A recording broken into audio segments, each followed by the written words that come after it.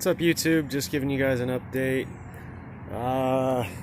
This thing is like shoehorning a foot into a shoe.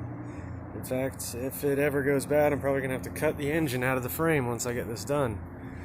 It is such a tight fit, there is no way this thing will be able to come out on its own if I ever had to pull it. Once that front frame piece is in, this thing's in.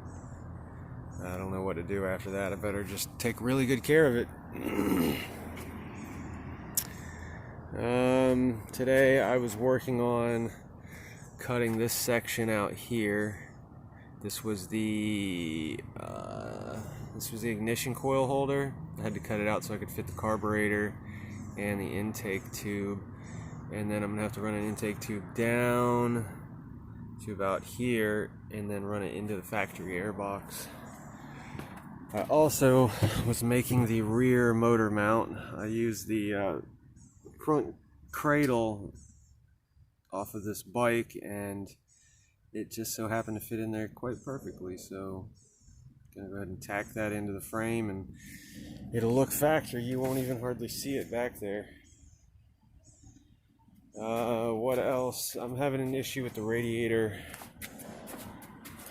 because of the cylinder head and the radiator like in the same spot, so I might have to use a 2018 gas tank and shrouds to put the radiator on the other side.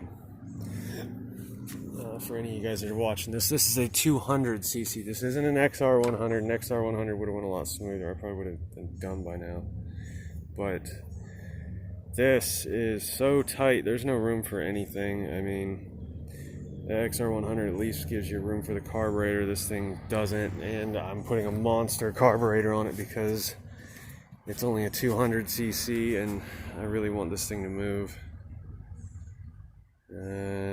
Yes, it's jetted right. For all you guys that say a monster carb doesn't do everything, you're right, it doesn't. It has to be jetted right, but that's besides the point. Point is, we're putting a 200cc 4-stroke in a KX100 frame. So let us know what you think. Like, subscribe.